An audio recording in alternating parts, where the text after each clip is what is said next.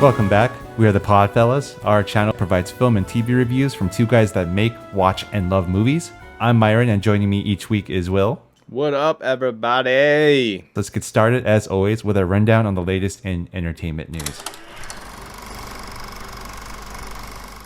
So, I'm calling this first little story we're reporting on Jackass, because we're talking about Hugh Jackman's ass. I was going to call it Huge Ass, Hugh G-ass.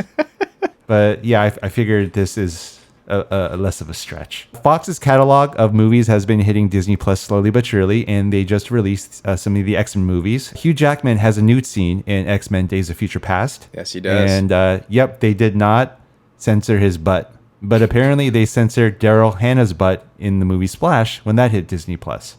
So now there are some questions that are coming up regarding censorship. I guess the debate is also like, wait, is it sexist? The fact that they're showing a male butt but not a female's butt? Yeah.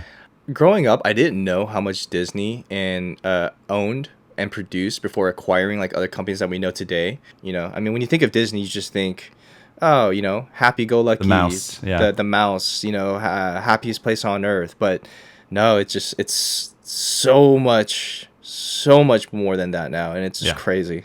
I think there's a simple fix for this. It's obvious at this point that Disney owns a lot more than just cartoons and Pixar movies. I mean, if they're going to put X-Men movies on Disney Plus, they should consider posting all of the Fox films without censorship. I want to see Pretty Woman, which was made by Touchstone Films. That movie about the prostitute Cinderella. I want to see that. I want to see Armageddon, which Disney made. I want to see Deadpool, right? Show us everything that you own. And there's a simple solution to this. Just put a child lock on the app, right? Exactly. And I think they could literally rule every single streaming application if they just brought their entire catalog and let us watch it, and then just made sure that our kids can't see the things that we don't want them to see. Done.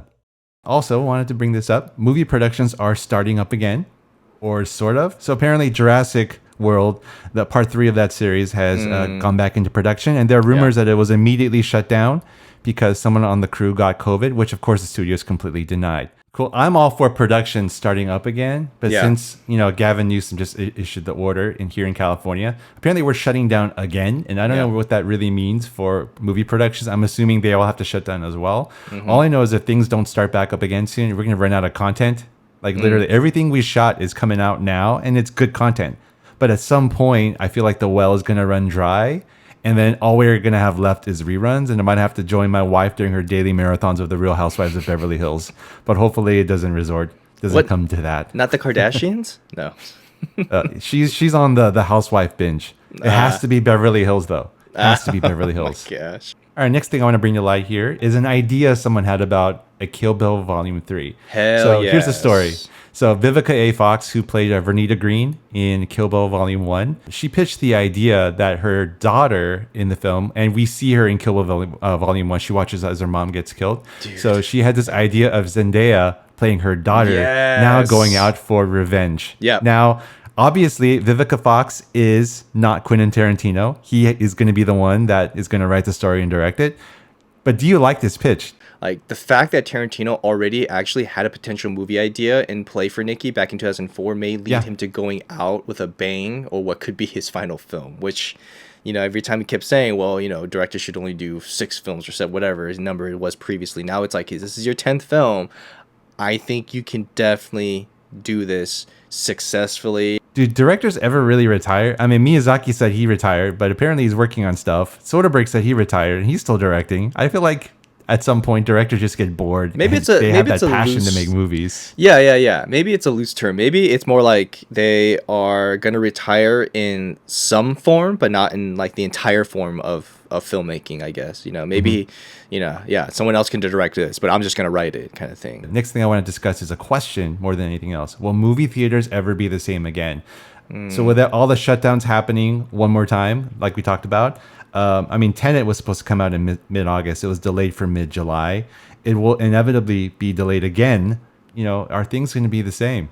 We have already talked about, like, for a handful of years that movie theaters will start to slim down due to all the streaming available.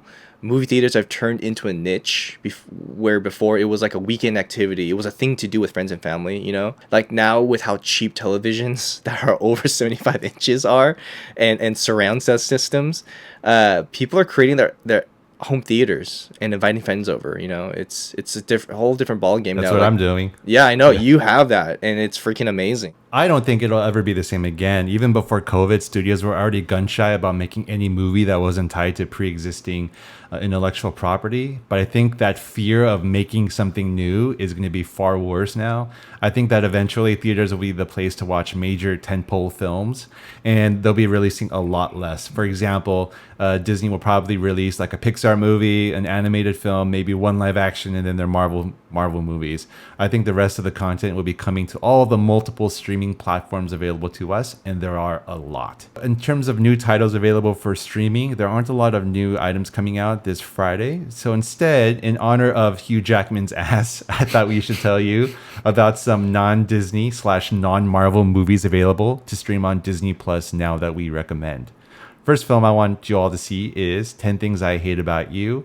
Now, this is the film where Heath Ledger really made his mark in American film, and this is kind of his springboard into The Patriot and eventually to Brokeback Mountain, as well as playing the Joker. My favorite scene is when Heath dances and lip syncs to Can't Keep My Eyes Off of You for Julia Stiles in a football stadium. Yeah. Great scene. I feel like this is where he became a movie star. And also Hamilton, the best damn stage play / musical that I've ever seen. Also available is Avatar, a 20th Century Fox title. This movie is not in 4K and not an original story. We've seen similar stories to this before, but it's still one hell of a good ride.